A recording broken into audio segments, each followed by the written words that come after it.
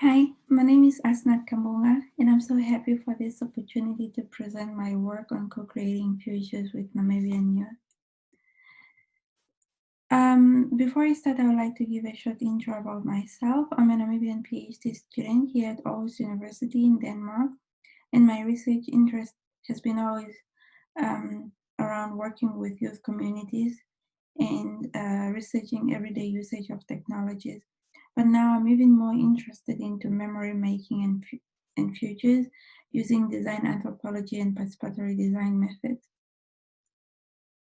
What I'm presenting here was inspired by these two questions.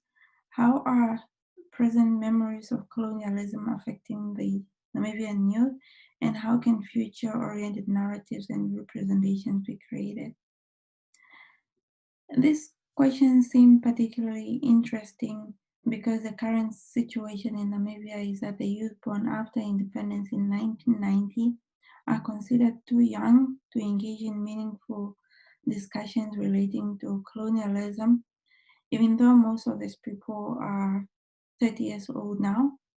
And yeah, so now this creates different problems that the voices of people that are born after independence are not heard, and due to other problems as well, such as socio-political issues. But at least for those familiar with the Namibian context, is that as of March 2020, Namibia is now a 23-year-old female minister, and this was mainly due to the pressure by the youth relating to the lack of representation at high political levels. Anyways, other problems in Namibia relates to discrimination against some ethnic groups and the lack of opportunities to critically discuss issues relating to colonialism. So we engaged a group of Namibian youth for a period of 6 months from May to October 2019. And here I'll not present the entire project, but a part of when we co-created an interactive exhibition. At the start of the project in May, the youth agreed to work towards a goal of being agents for today, for today, tomorrow. The goal was mainly set to show the urgency in critically analyzing the issues of colonialism, past, present, and future. It's basically showing the importance of a historical past in the present issues relating to colonialism and how the youth can create new futures. The exhibition was also set as a platform to engage more people, to show that the youth are not only interested in in futures, but also interested in learning from the past in order to create better futures. Um, so for the exhibition, we created three distinct physical spaces: the past section, the present section, and the future section. So the present section, which was also at the entrance, consisted of a soundscape, which can be controlled by the audience. And then the soundscape played the youth voices that are normally silenced, addressing the inequalities in the present and their relation to the past.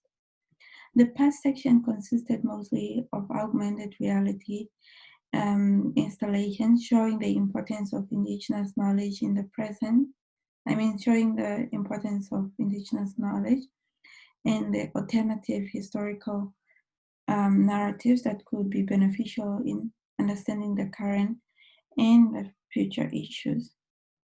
And then we had the future section, which mostly consisted of provocative questions on what the future could be and asking what it takes to create consciousness among the Namibian communities to know that they can actually be part of decisions that affect their futures.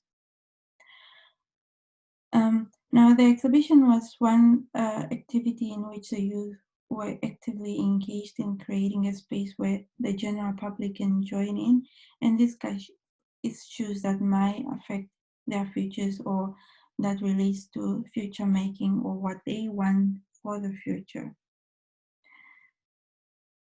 So the exhibition also served the purpose of giving a voice to the youth that are normally considered too young to make decisions that affect their futures.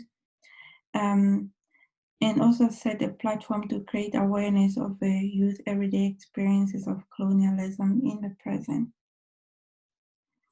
So this work is mostly framed around the collaborative exploration of future making and using decolonized design methods to engage people in this project. So those are inspired by the current debates around decolonizing design and encouraging local epistemologies to emerge, like what Escobar and Suze emphasize that only through the inclusion of marginalized perspectives, such as the previously colonized, indigenous communities, and the socio-economically marginalized, can we break out of our own colonized minds and to manage to achieve plurality in design. And thank you. So I'll be happy to discuss later on. Thank you for listening.